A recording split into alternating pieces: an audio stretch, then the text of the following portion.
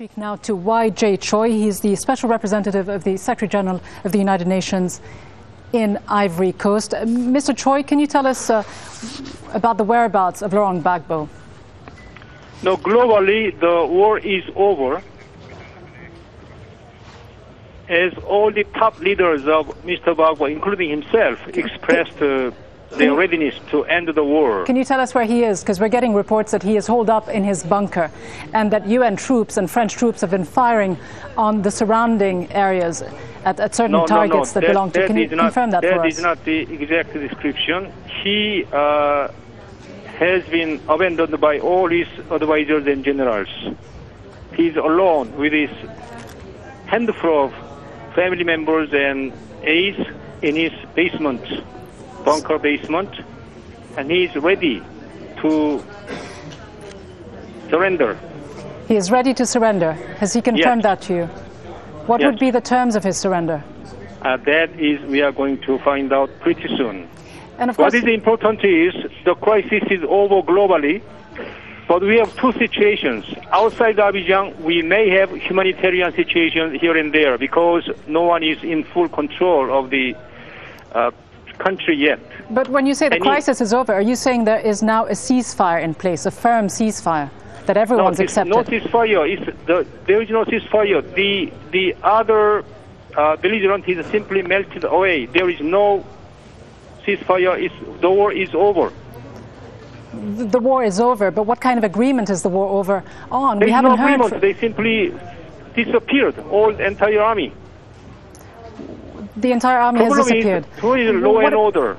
Let me tell you, there is no two armies. There is only one army, pro-Ouattara's army, that's all. The other simply melted away. The problem is law and order, how to quickly establish the law and order structure instrument to impose law and order to the country, outside Abidjan, inside Abidjan.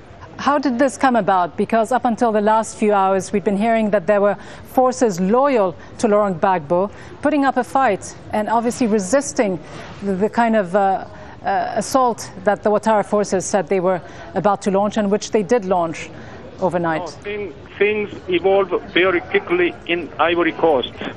All the generals who were fighting for Gbagbo, they defected him. It's over. He has no army. There is no fighting. Well, let me ask you then about. Let me ask you that. There can be some sporadic fighting here and there who have not yet received to surrender. Let me ask you about the UN role, the UN contingent. The UN in Abidjan and in Ivory Coast is there to keep the peace. It's a peacekeeping operation. Has the UN gone above its mandate in that it has taken sides and helped one side of the conflict against the other?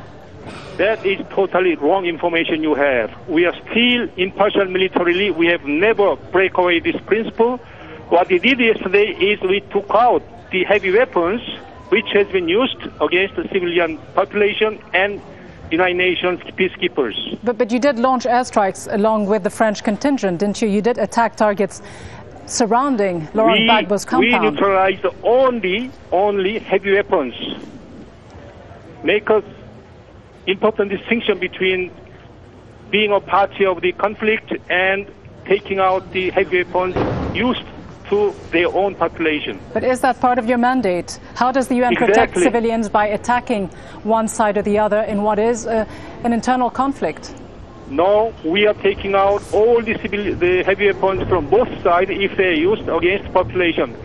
It's in our mandate very clearly stipulated in the resolution of the Security Council. Mr. Choi, what do you expect to happen next? You say the war is over. When do you expect a statement to be made either by the UN or by Alassane Ouattara or Laurent Gbagbo himself? The most important thing is to quickly establish law and order in Abidjan, outside Abidjan city.